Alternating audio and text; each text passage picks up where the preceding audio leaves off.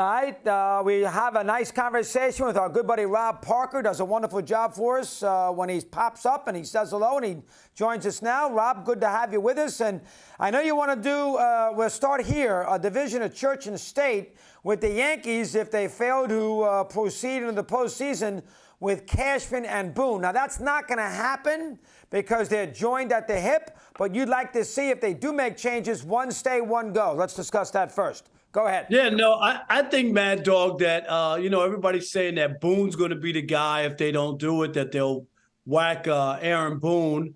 And he's been there a while. They can make a change. I'm not against that. I mean, it's not all of his fault with the injuries. But if you're going to make a change, my only thing is Brian Cashman has been around for a long time. And, Dog, the Yankees haven't won a World Series since Moby Dick was a guppy. 2009 is a long time. And I know they make the playoffs. I know they sell a lot of tickets and they make a lot of money. But if you really, when Judge was out of this lineup, that team was bad. It's a bad team, and it's not put together well. They need more stars. They need more players. That falls on the GM. I don't think it's all Aaron Boone. Yeah, listen, Brian's a great GM. I generally agree with your point, though. My issue is 25 years. I mean, nobody should be a GM or a coach of a franchise for that's more than Paul Brown, for crying out loud. Right, Paul Brown's one of the great coaches in the history of the National Football League. Quarter of a century. I mean, that's a long time running a ball club. Let me hear. Go ahead. I agree. I mean, the only jobs you get to keep forever, Supreme Court Justice and Pope. I mean, those are the only two, Dog. I mean, you're right. 25 years is a long time, and he's had success. But sometimes you need to do something different with the organization. And the Yankees need an infusion of something else, some other players, in order to give this team a spark. My God. So Brian's done a great job, had a great career. 25 years is long in the tooth. And he'll get a job in 5 seconds. Nobody's sitting there. Sometimes, though, change for change's sake. All right, that's number one.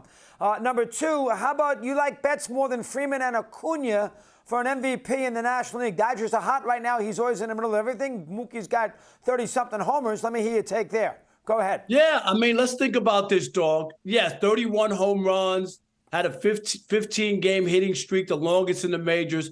But here's why I think he's the MVP over those other guys, and they're all having great seasons. How many Hall of Fame type players, Dog, move from the outfield to play shortstop and second base? How many? And he doesn't hurt you when he does that. He's a tremendous all-around player. Dog, you saw him play shortstop. I know he came up in the minor leagues as a shortstop. Give me another player who's as good. Yeah, he's very versatile. Very versatile. Right. And in this 100%. Game, where would the Dodgers have been without him when they were without a shortstop?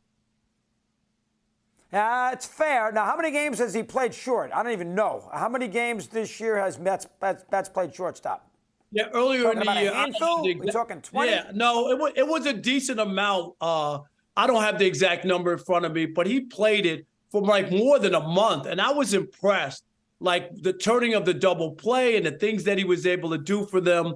I just think when you have a guy that versatile, and when Mookie Betts goes, so does the Dodgers. And this guy is power, hitting for average. He has a great arm in right field. He makes diving catches. He could play second. He could play short. He could run the bases. What can he do? And it's no slight to the other guys. But I don't know where the Dodgers would be without Mookie Betts. And shame on the Red Sox, who didn't lock this guy up forever. He should have worn a Red Sox uniform his entire No. He didn't want to pitch. He didn't want to play in Boston. He wanted nothing to do with Boston. They could have offered him $600 million. They offered him $300 million, and he didn't even sit there and give him a counter offer. I don't buy that one. I don't think Mookie had won his championship there. I think Mookie wanted to leave. Now, he has every right to leave.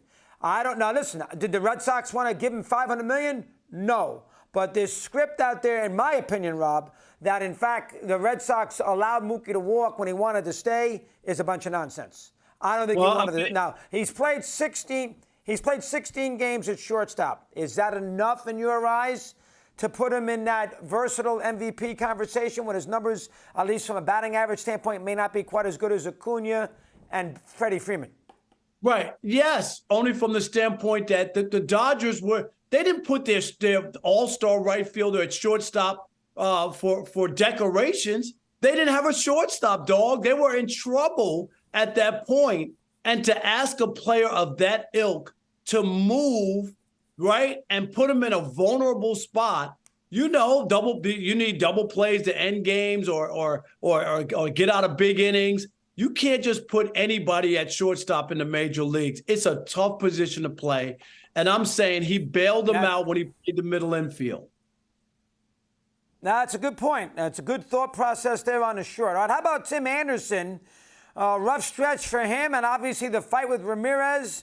You know, he's a young player, he's a good hitter. The White Sox eventually might be good again. But you think this scenario from this past weekend is going to hurt him long term? Let me hear. No, it's not. It's not going to hurt him. I think people are painting him like this is going to define his major league career. And, dog, I don't believe it.